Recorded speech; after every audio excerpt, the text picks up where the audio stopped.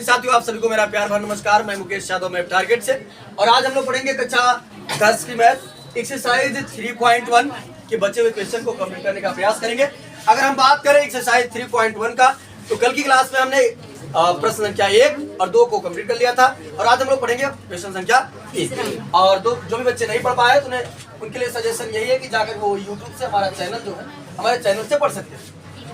अब हम बात करते हैं बच्चे क्वेश्चन नंबर 3 की, और क्वेश्चन नंबर 3 को समझने का प्रयास करते हैं कि इसका कथन क्या है और क्या ज्ञात करने के लिए हमको कह रहा है कि 2 केजी सेब और 1 केजी अंगूर का मूल्य किसी दिन 160 रुपए था। आगे कह रहा है 1 महीने बाद 4 केजी सेब और 2 केजी अंगूर का मूल्य 300 हो जाता है। इस स्थिति को बीजगणितीय तथा ज्यामितीय रूप में व्यक्त कीजिए। इस टाइप के प्रश्नों को हमने कल भी किया था। पहला और दूसरा वैसे ही है, बस कथन अलग अलग था, मतलब कि थोड़ा सा अलग था, बाकी सेम वही चीज था। वहां भी हमने बीजगणितीय और ज्यामितीय रूप में व्यक्त किया था। तो ये बच्चे समझिएगा, कोई व्यक्ति है, आए उज्जवल प्रभात, सुनिए हमारा, कोई व्यक्ति है जो जाता है सेब लेता है और अंगूर लेता है। ना तो हमें सेब का मूल्य पता है, ना तो अंगूर का पता है। ये बच्चे बताए थे कल कि जब नहीं पता होगा तो हम मान लेंगे। तो समझिएगा ध्यान से, माना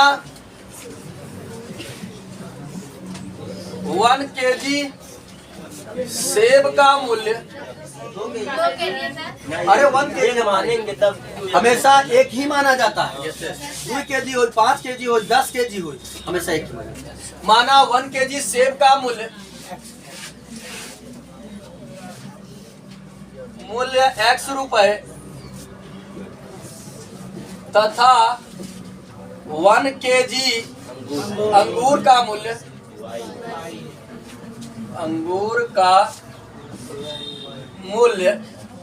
Y रुपए है। Y रुपए, ये बच्चे समझिएगा ध्यान से, इतना तो हमने मान लिया। हमें यहाँ समझिएगा ध्यान से, पहले कुछ दैनिक जीवन की बातें कर लेते हैं, फिर हम लोग क्वेश्चन पर आते हैं। अगर सेब और अंगूर ही लेकर चलते हैं, मैं बाजार गया और हमें सेब और अंगूर की आवश्यकता थी। हमने क्या काम किया बच्चे, 2 केजी मान लिया या 3 केजी मान लिया। 3 केजी हमने सेब लिया, ठीक, 3 केजी सेब लिया।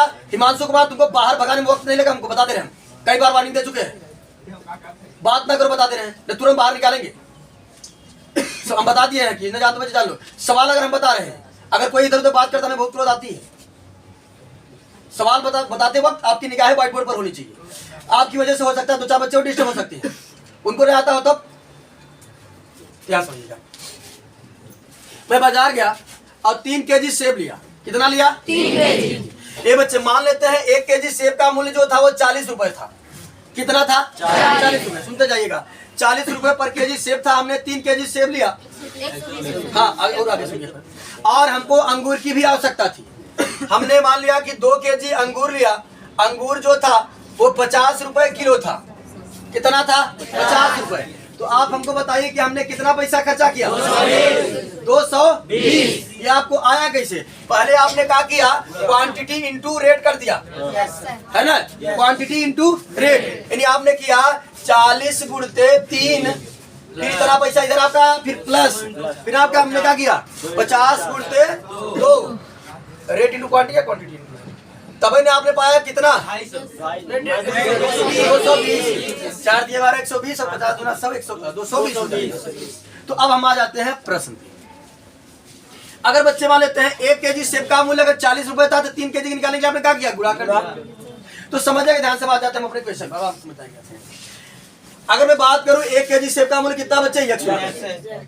तो अगर बताओ कह रहा है कि 2 केजी सेब, तो अगर 1 केजी सेब का मूल्य 100 रुपए, तो 2 केजी सेब का मूल्य 100 रुपए। कितना लेगा? यहाँ बच्चे जब प्रश्न में पहली बार कहता है तो हम लिखते हैं प्रथम शर्त। प्रथम शर्त, याद समझते जाइए ध्यान से। 2 केजी सेब लिया तो कितना पैसा देगा, 2, उसका इतना पैसा इधर खर्चा होगा। अब आगे कह रहा है 1 केजी अंगूर लेता है। कितना लेता है? 1 और 1 केजी अंगूर का मूल्य है कितना, Y। इतना पैसा इधर खर्चा किया, और जो अंगूर वाले वो तो पैसा खर्चा करेगा, हम उसका टोटल पैसा जैसे याद समझिएगा। इतना पैसा हमने इधर खर्चा किया था, और इतना पैसा हमने इधर खर्चा किया था, फिर आपने गुणा करके क्या किया था, जोड़ा ना था। तो यहाँ समझेगा ये 2 केजी सेब का मूल्य है और 1 केजी अंगूर लेता तो कितना हो जाएगा, y प्लस y बराबर 160। वो कुल मिलाकर इतना पैसा खर्चा किया है हमारे अनुसार इतना पैसा खर्चा किया है। अब कितना हम दे रहा है, कितना दे रहा है, 160 रुपए। अब आप कहेंगे सर, हम कहते हैं कि हमारे अनुसार पैसा और वो पैसा दोनों का है, बराबर है, यानी ये पैसा और ये पैसा क्या है आपस में। लेकिन आप कहेंगे सर कि ये कैसे बराबर है, ये तो 2x प्लस y है और ये 160 है। तो हमने इसका एग्जाम्पल दिया था, फिर से दे देते हैं जो क्लास में लोग बचे रहे हो। अगर बच्चे हम कहते हैं कि हम आपको 100 रुपए दे रहे हैं, देखिए 100 रुपए को हम कितने प्रकार से दे सकते हैं, रुपया 100 ही रहेगा, लेकिन देने का तरीका अलग अलग हो जाएगा। हमने आपको 100 रुपए की नोट दे दिया, 100 रुपया है। 50 की नोट दे दिया, 100 रुपया है। 20 की 5 नोट दे दिया, 100 रुपया है। 10 की 10 नोट दे दिया, 100 रुपया है। चिल्लर दे दो, 5 का वो दे दो, कुछ भी दे सकते हो, लेकिन रुपए 100 है। देने का तरीका, नोटें अलग अलग हैं, ये चीजें बराबर है, लेकिन लिखने का तरीका अलग अलग है। बस सुना है सबको, तो क्या बराबर 160। क्योंकि आप लोगों को दैनिक जीवन से बहुत जल्दी समझ आता है, क्योंकि दैनिक जीवन की चीजें आप देखते रहते हैं ना, इसे समझ आ जाता है। कहाँ ऐसे ये बच्चे, ये हमारा हो जाएगा इक्वेशन फर्स्ट। इसको हमने मान लिया इक्वेशन फर्स्ट। चलिए बच्चे द्वितीय शब्द देखते हैं, दूसरी बार क्या कह रहा है। चलिए समझिएगा ध्यान से, कह रहा आगे कह रहा हमसे बच्चे समझिएगा कि 1 महीने बाद वो फिर जाता है मार्केट। उसका काम रहा होगा, नहीं जा पाया होगा, लेकिन 1 महीने बाद फिर गया है। 1 महीने बाद जो है वो 4 केजी सेब लेता है। 1 केजी सेब का मूल्य कितना था, 4 केजी का 4x हो गया हमारा 4x प्लस अंगूर भी ले रहा है इस बार भी। कितना ले रहा है, 1 किलो का y तो 2 किलो का 2y हो जाएगा 2y बराबर 300। ठीक, ये बच्चे हमको कॉमन मिल रहा है तो कॉमन कर लेते हैं। 2 कॉमन कर लेंगे, क्या हो जाएगा 2x और 2 1 के 2 यानी y बराबर 300। 2 1 के 2 काट देंगे तो 150 हो जाएगा। 2x प्लस y बराबर इसको मान लेते हैं इक्वेशन सेकेंड। कहीं किसी बच्चे को दिक्कत नहीं ना। चले ये बच्चे हमने बीजगणितीय रूप में व्यक्त कर दिया, अब करा कि ज्यामितीय रूप में व्यक्त करिए। तो कल की क्लास में हमने बताया था बच्चे, ज्यामितीय रूप में व्यक्त करने के लिए हमें कम से कम एक रेखा के लिए 2 पॉइंट चाहिए, है ना। हम x का मान रखते थे, y का कुछ मान आता था, या y का मान रखेंगे तो x का मान आएगा, और हम कुछ भी रख सकते हैं, लेकिन बस इस बात का हम बखूबी ध्यान देखिए, ऐसा कुछ रखें ताकि हमारा ग्राफ आसानी से बन सके। बात समझ सबको, एक लाइन नीचे दिखेगा सबको, मान रखते हैं, ये बना दे रहे हैं। यहाँ लिख देते हैं समीकरण 1 से, ताकि उधर ग्राफ बना देते हैं।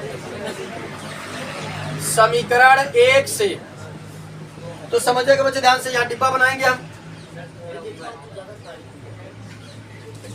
ये हमारा हो गया x, ये हमारा हो गया y। ये बच्चे समझिएगा, पहले समीकरण 1 की बात करते हैं हम। x का मान कुछ रखेंगे, y का मान कुछ आएगा, या y का मान रखेंगे तो x का मान आएगा, है ना। ये बच्चे हम रखने के लिए हमने बताया था कि हम स्वतंत्र हैं, हम कुछ भी रख सकते हैं, लेकिन ऐसा कुछ रखें ताकि हमारा जो है बटे वगैरह हमने प्राप्त। यहाँ का नंबर 50 पहले फिर संख्या डेफ वाला रखेंगे ना, 160 है समीकरण के ना वही है 160।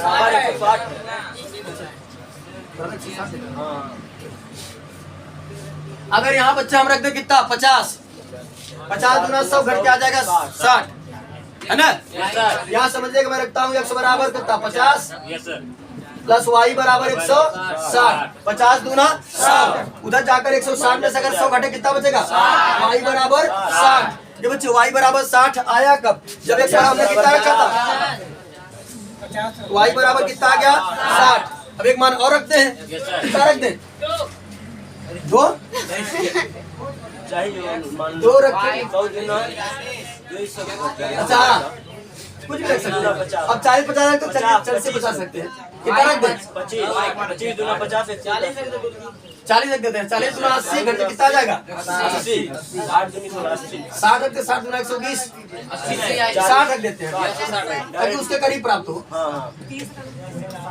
कुछ भी रख देते हैं। रखने के लिए आप कुछ भी एकदम स्वतंत्र, हमने पहले बताया है, ऐसा कुछ रखें ताकि ग्राफ उसके अगल बगल ही प्राप्त हो। तो बच्चे 60 दूना 120, इधर जाकर घट जाएगा तो y बराबर आ जाएगा 160 माइनस 120, कितना आएगा? जब हमने 60 रखा तो कितना आया? ये हो गया हमारा समीकरण 1। अब समीकरण 2 की बात कर लेते हैं। समीकरण 2 यहाँ बना देते हैं उसका कितना। हाँ और रफ का ये तो दिखा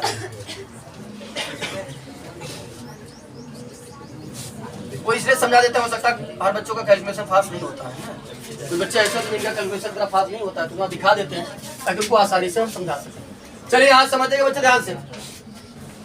दूसरा समीकरण है हमारा 2x प्लस वाई बराबर 150। x का कुछ भी मान रखेंगे y का मान आ जाएगा। यहाँ 50 रख देते हैं तो बच्चे 50 प्लस वाई बराबर 150, 50 दूना 100 प्लस वाई बराबर 150, घटा देंगे तो कितना आ जाएगा? y बराबर आ गया 50। y बराबर 50 आया कब? जब x बराबर हमने कितना रखा? 50, तो यहाँ आ गया 50। क्लियर बात है सभी को? अब आगे समझिएगा ध्यान से। 60 रख देते हैं, कितना आ जाएगा? 30 आ जाएगा। 30 है। चलिए कितना रखे हैं? 60, कितना आ जाएगा? 30।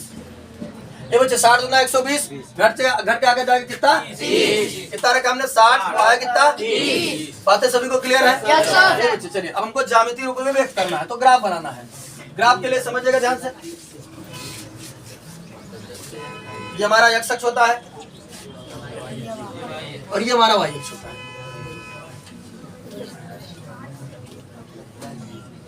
ये x और ये y। हालांकि निगेटिव नहीं है तो निगेटिव बनाने की कोई आवश्यकता नहीं है।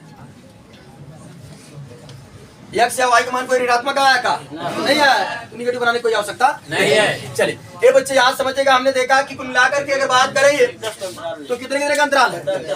10-10 का अंतराल लेंगे तो आसानी से आ जाएगा। 20-20 का अंतराल ले रहे हैं ताकि छोटा। 30 भी है। अरे 30 है तो 20 और 40 के बीच में आ जाएगा। चलिए यहाँ मान लेते हैं 0,0 है।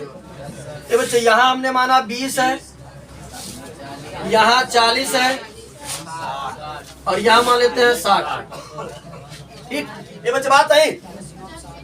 इसी प्रकार से हमने मान लिया यहाँ 20 है, 40, 60 इस प्रकार से। ये बच्चे जरूरी नहीं है कि आप 20-20 का ही अंतराल माने, आप 10-10 का भी मान सकते हैं, 5-5 का भी मान सकते हैं। जितना इच्छा हो आप मान के बड़ा बड़ा ग्राफ बनाते रहिए, कोई दिक्कत नहीं है कि भैया सही बता रहे हैं 20-20 एक मान है। इसमें ऐसा कोई बाउंडेशन नहीं है भैया 20-20 का अंतराल दीजिए, 10-10 का भी अंतराल दे सकते हैं। अंजलि यहाँ सब ध्यान से बाद में नोट कीजिए, पहले समझा दिया। चलिए तो पहला हम पॉइंट को इसको प्लॉट करना चाहते हैं। पहला है 50, 60, यानी x का मान 50 और y का मान 60। ये बच्चे x का मान 50 की बात करें तो 40 और 60 के बीच 50 पड़ेगा, है ना? एकदम मध्य में पड़ेगा नहीं, ये ना समझिएगा। और y का मान कितना है? 60। अगर हम इस बिंदु को बनाना चाहें तो कहाँ बनेगा? कुल मिला किधर कहीं बनेगा, है ना? अब लोग स्केल से बना लीजिएगा अच्छे से। ये हमारा बना 50 का मान 60। अगला देखते हैं। अगला है 60 का मान 40, यानी x का मान 60 और y का मान 40। x का मान 60 हमारा ये रहा, y का मान 40 हमारा ये रहा। सही है? चलिए बना लीजिए, थोड़ा ऊपर रहेगा, यहाँ से रहेगा। आप लोग स्केल से माप कर अच्छे से बना लीजिएगा। ये कहाँ बना? 40 का मा 40। अच्छा 60 का मा 40, 60 का मा 40। चलिए अब हम क्या काम करेंगे बच्चे? स्केल की सहायता से इन दोनों बिंदुओं को मैच करा देंगे।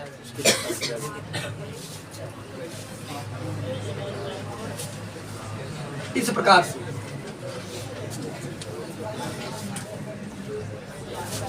और इस पर हम रेखा का समीकरण लिख देंगे। किसका था? 2x प्लस वाई बराबर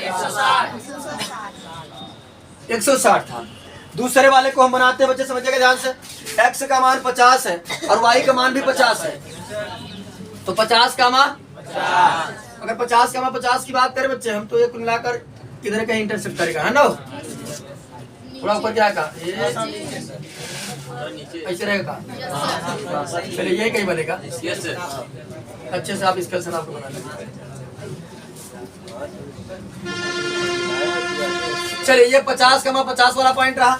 अगला है बच्चे 60,30, x का मान 60 और y का मान 30। x का मान 60 हमारा ये रहा, y का मान 30 हमारा यहाँ पड़ेगा।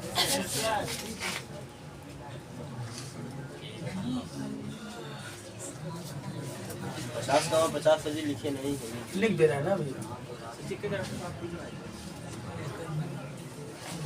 तो यहाँ समझिएगा, इसको भी हम क्या काम करेंगे बच्चे, स्केल की सहायता से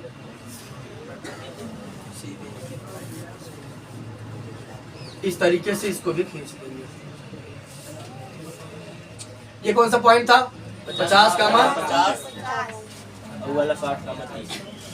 50 का मान 50 था हमारा ये, और ये कौन सा था? 60 का मान 30। इस रेखा का समीकरण लिख देते हैं बच्चे। क्या था रेखा का समीकरण? 2x + y बराबर कितना? 50। कहाँ पर? हाँ या बना याद निकाले काट के बना रहे हैं ना सर 2x + y। तो क्लियर हुआ बात बच्चे सबको? यानी कुल मिलाकर के हमने इस क्वेश्चन को समाप्त कर लिया। अगर कहीं किसी को डाउट हो तो पूछ सकता है, मैं फिर से एक्सप्लेन करने की कोशिश करूंगा। चले हाँ, इससे कोई हल नहीं होगा। नहीं रेखा पर ले।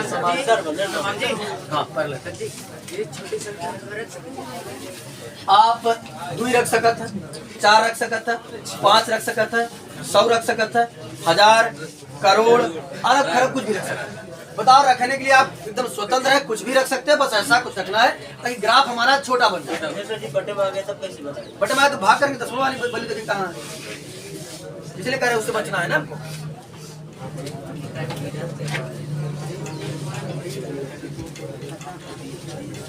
चलिए बच्चे अगला प्रश्न समझते हैं। तो अगली एक्सरसाइज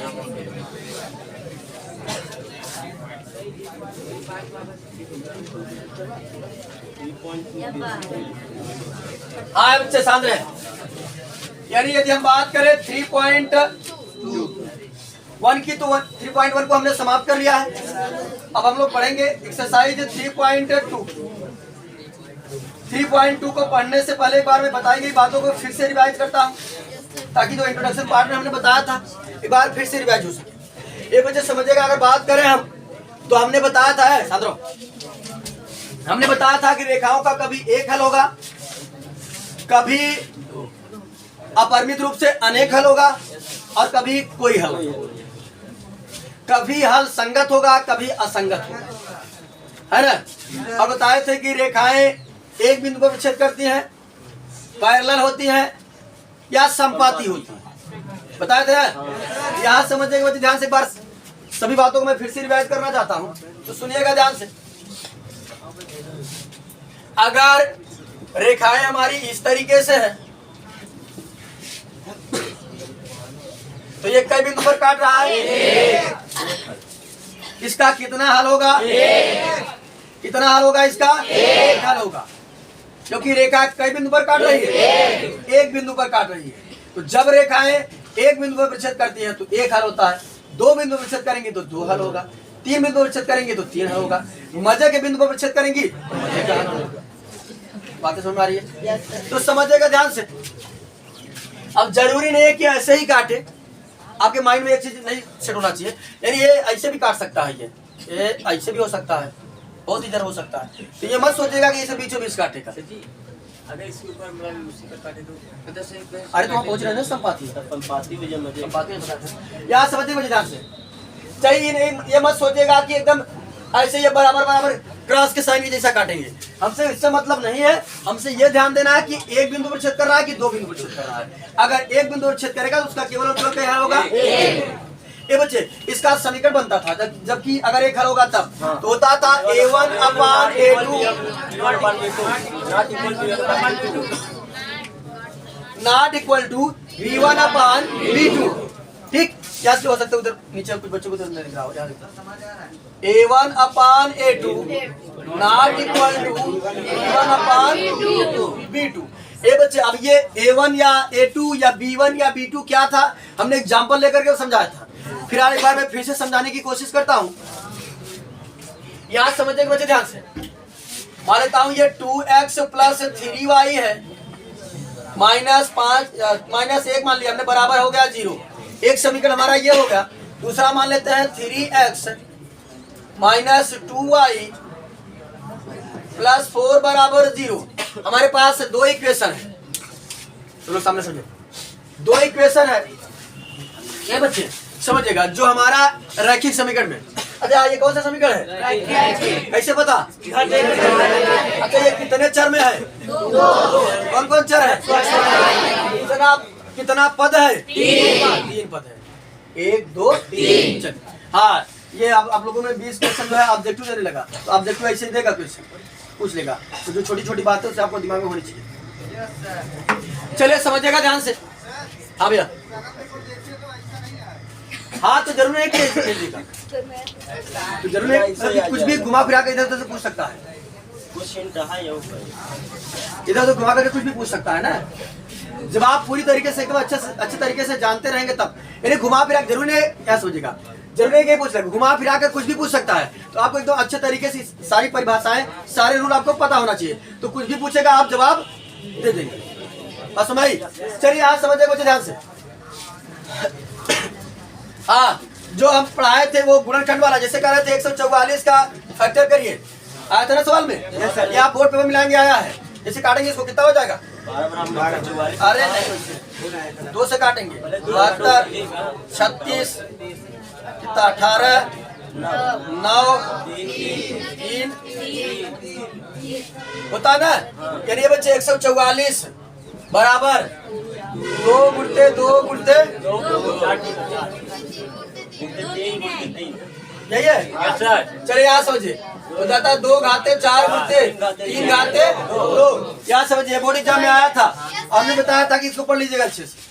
यहाँ समझिए, कभी घातों का योगफल पूछ लेगा, कभी घातों का गुणनफल पूछ लेगा। तो घातों का योगफल पूछेगा कितना हो जाएगा? 4 2 6। योगफल पूछेगा तब, गुणनफल पूछेगा तब, 4 दूनी 8। ये समझिएगा ध्यान से। वो ऑब्जेक्टिव दे रहा, तो अब ऑब्जेक्टिव क्या करेगा, कहीं से भी घुमा फिरा के पूछ सकता है। तो आपको एकदम अच्छे तरीके से उसके कॉन्सेप्ट, परिभाषा, रूल एकदम पता होना चाहिए। कभी आपको कहा देगा कि कहेगा, देगा बताइए कि रैखिक बहुपद है। अब जब आपको पता नहीं भैया, कहेगा निम्न से रैखिक बहुपद है, द्विघात बहुपद है, त्रिघात बहुपद है। तो जब परिभाषाएं पता होंगी तब तो पता करेगा। इसमें सर एक पहला क्वेश्चन देखिए, हाँ, परिमेय संख्या 17/2 का दशमलव प्रसार निम्नलिखित में से किस दशमलव स्थान के बाद समाप्त होगा? हाँ इधर ले दे, हमको प्रश्न दीजिए, प्रश्न दीजिए, प्रश्न को।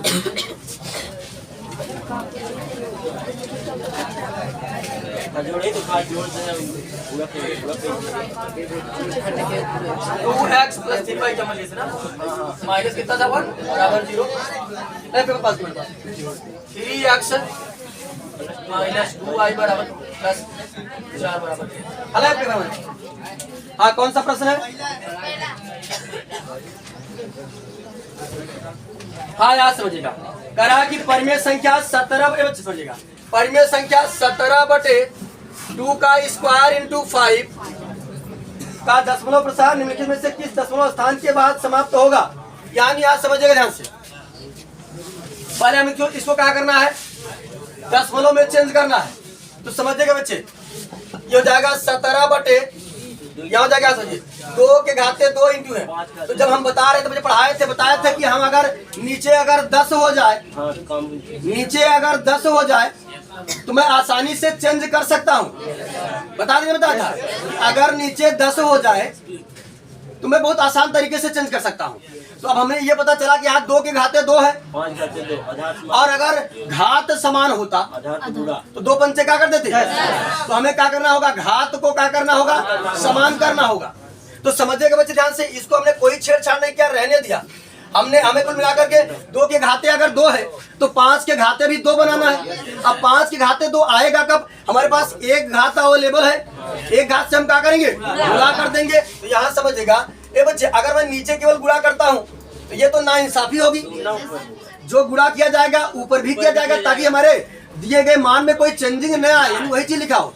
तो 5/5 से हमने क्या कर दिया, बातें क्लियर सभी को।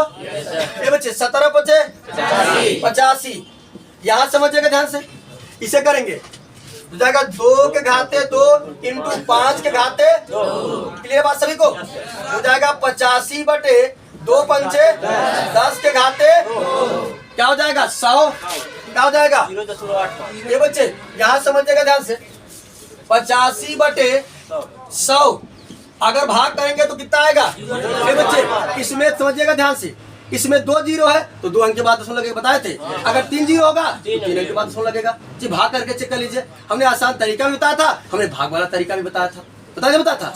अगर नहीं देखे तो जाकर हमारा बेसिक इंट्रोडक्शन है जो इस एक्सरसाइज, कौन सा एक्सरसाइज था, जो भी एक्सरसाइज रहा होगा जाकर वहां से देख लीजिएगा अच्छे से।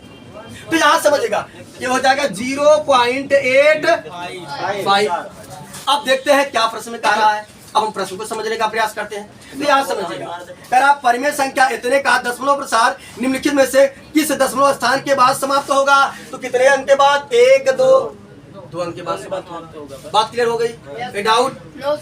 तो यही कहते हैं कि पिछला वीडियो जो हमारा आप देख लेंगे अच्छे से, तो आप कोई भी क्वेश्चन होगा, हमने जो भी बोर्ड एग्जाम में जैसे भी क्वेश्चन पूछता होगा, तोड़ मरोड़ कर इधर उधर पूछता होगा, हमने सब टाइप का इसलिए बता दिया है कि क्या आपसे पूछ सकता है, क्या आपसे नहीं पूछ सकता है। यदि हमारा अगर अच्छे से क्लास कर लेते हैं तो बोर्ड एग्जाम का एक भी क्वेश्चन आपका छूटेगा नहीं। इसलिए हम कहते हैं ए बच्चे स्वाद करा तो अलग की बात है, लेकिन जब हम जो बोलते हैं हमारे बोलने वाली आवाज जरूर सुना करिए वीडियो में जाकर के, ताकि कि हम बोलने वाली वो बात बताते हैं जो ऑब्जेक्टिव में आपसे पूछा जा सकता है। इसलिए वीडियो को अगर हमारे आप अच्छे से देख रहे हैं तो कोई क्वेश्चन अगर आपका बोर्ड एग्जाम में छूट जाएगा तो आप हमारे पास पेपर ले आकर फेंक दीजिएगा, सर ये वाला प्रश्न छूट गया। मैं गारंटी देता हूं कि मैं पढ़ा दूंगा, इसमें से एक भी पेपर आपका छूटेगा नहीं। और नहीं तो कोई हमारे बच्चे जो पढ़े होंगे हमारे यहाँ पूछ लीजिएगा उनसे। तो बस आप हमारा वीडियो लगातार देखते रहिए, कोई भी प्रश्न आपका छूटेगा नहीं। अगर आप मेहनत करते हैं तो मैं आपको गारंटी देता हूँ कि आपका नंबर 90+ होगा, लेकिन आप हमारे साथ मेहनत करेंगे तब।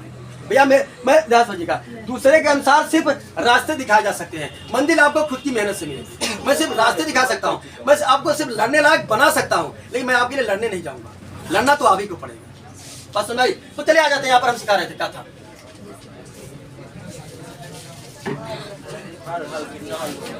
और हाँ बच्चे घबराइए मत, जब आपका ये समझिएगा, जब आपका ये किताब समाप्त हो जाता है तो हम अंसाल्व चलाते हैं। अंसाल्व होता क्या है, जो पिछले पेपर होते हैं पूछे जाएंगे 10 साल 12 साल के अंसाल्व होते हैं, 10 साल और 8 साल का सेट होता है, हम अंसाल्व चलाते हैं और कोई अंसाल्व चलाता नहीं। मैं आपको पूरा अंसाल्व सॉल्व कराता हूँ, जिससे आपको आइडिया हो जाता है कि प्रश्न किस किस टाइप से आ सकता है। अंसाल्व बारे में आप लोगों को बहुत ज्यादा जानकारी नहीं होगी। अंसाल्व ये होता है जो प्रीवियस ईयर के पेपर होते हैं, कोई होता है अंसाल्व, उसमें सॉल्व नहीं दिया रहेगा, प्रश्न दिया रहेगा, कुल प्रश्न नहीं। घबराने की बात नहीं, आप हमारे पास आए, आपको कहीं किसी प्रकार की समस्या नहीं होगी, घबराइए। चलिए यहाँ समझिएगा बच्चे ध्यान से। तो हाँ हम बता रहे थे कि कब ऐसे चर्चा उधर चली गई हो, कैसे वहां पहुंच गए। चलिए हम बता रहे थे कि अगर एक बिंदु पर इंटरसेक्ट करेगा, इस दे रहे हैं अरे 2000 जब पढ़ाए तो पेपर देखने लगे, समझा क्या समझे। ए बच्चे हम बता रहे हैं कि इसका एक हल होगा, इसका एक हल होगा तो A1/A2 not equal to B1/B2 होता है। अब ये A1 B1 का है, इसको समझिएगा ध्यान से। A1 B1 क्या होता है समझिए। ए बच्चे जो x का गुणांक होता है वो होता है A, और जो y का गुणांक होता है B, जो अचर होता है वो होता है C। अचर मतलब नंबर जिसका मान अपरिवर्तित रहे, बदले ना, ठीक तो समझिएगा, वो हमारा अचर होता है। ए बच्चे तो यूं में x बा, यूं में x बा, यूं में y बा, यूं में y बा, यूं में अचर बा, यूं में अचर बा। तो अगर लिख दे तो ए लिख दिया, पता नहीं एकरे हो केकरे हो। तो यहाँ समझिएगा, इनको क्लियर करने के लिए पहले समीकरण से उठाए गए मान को क्या कहते हैं, A1 B1 C, और दूसरे वाले को कहते हैं A2 B2 C2। जैसे लिखते हैं बच्चे, निकालते हैं हम A1/A2 का मान निकालते हैं, तो A1/A2 बराबर, A1 का मान कितना है 2, A2 का मान कितना है 3, A1/A2 कितना आ गया 2/3। चलिए अब निकालते हैं B1/B2 का मान। ये बच्चे B1 का मान कितना है 3, B2 का मान कितना है -2, तो क्या 2/3 और 3/-2 ये बराबर होते हैं। तो हम लिख देंगे A1/A2 not equal to B1/B2। बात क्लियर है सबको, यानी इसका कई हल होगा, एक हल होगा। तो तो इसका हल जो होगा वो संगत होगा कि असंगत? संगत होगा। बातें क्लियर हुई सबको? चलिए ये बच्चे आगे समझते हैं। पता ही मान लेते हमको दे दिया 6y + 8 = 0, इस तरीके दे दिया गया कोई इक्वेशन। और यहाँ मान लेते हमको दे दिया गया 8x + 12y + 7 बराबर। ए बच्चे दूसरा समझिएगा ध्यान से। मान लेते हमको इस प्रकार से हो सकता है, कुछ दे सकता है, तो समझिएगा मैं यहाँ पर a1 b1 और a1/a2 b1/b2 और c1/c2 निकाल कर चेक करूंगा। फिर से एक बात बताता हूँ कि अगर a1/a2 not equal to b1/b2 होगा तो हमें आगे बढ़ने की आवश्यकता नहीं है, तो उसका एक हल होगा। जब a1/a2 इक्वल टू b1/b2 होगा तभी हम आगे बढ़ेंगे। और यदि a1/a2 not equal to b1/b2 होगा तो हमें आगे बढ़ने की आवश्यकता नहीं है। फिर से समझिएगा। चलिए इसको हम चेक करते हैं। ये बच्चे a1/a2 का मान निकालते हैं। a1 का मान कितना है? 4 और a2 कितना? 8। 4 × 4 4 दूनी 8 आ गया 1/2। इसको निकालते हैं b1/b2। b1 का मान 6, b2 का मान 12। 6 × 6 6 दूनी 1/2। c1/c2।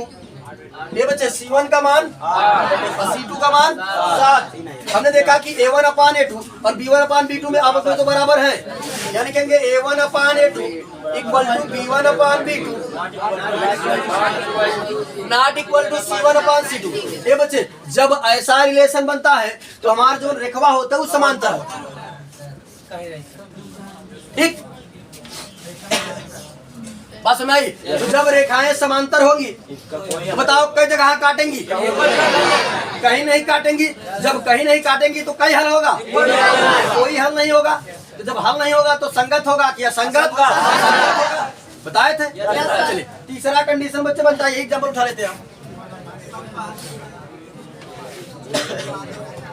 मान लेते हैं यहाँ पर 8, यहाँ पर मान लिया आपने 16 है बच्चे। बातें चलिए इसको देख लेते हैं। इसमें अगर बच्चे हम निकालेंगे तो a1/a2 तो हमारा वही आएगा, अब निकाल के दिखाए थे। काट दिए तो आ गया 1/2। b1/b2 इस तरीके से आएगा 6/12। c1/c2 हो जाएगा 8/16। 8 × 8 8 दूनी 16 1/2। ये बच्चे ये तीनों के तीनों का है यानी a1/a2 equal to b1/b2 equal to c1/c2। ये बच्चे जब ऐसा रिलेशन बनता है तो यहाँ समझिएगा रेखा के ऊपर रेखा होती है, यानी यहाँ समझे रेखाएं समपाती होती है। ऐसे रेखा के ऊपर रेखा। ये बच्ची बात ना कर भैया, इतना समझे, यहाँ समझिएगा। समझा मैंने क्वेश्चन है सॉल्व करूँ, फिर एग्जाम में जब प्रश्न टूट जाए तब याद आए कि हाँ सर जी बताओ। यहाँ समझिएगा ध्यान से, जब रेखा के ऊपर रेखा होती है तो यहाँ समझिए कई बिंदु पर टच करता ही मध्यक बिंदु है ना, तो मध्यक बिंदु पर टच करता तो मध्यक हल है, यानी अपरिमित रूप से अनेक। रेखा क्या होगी? संपाती होगी। हल क्या होगा? संगत या असंगत? बातें सभी को क्लियर है? तो बाकी इस वीडियो में इतना ही। बाकी हम लोग मिलते हैं नेक्स्ट वीडियो में और अगली एक्सरसाइज हम लोग कवर करने का प्रयास करेंगे। तो जय हिंद।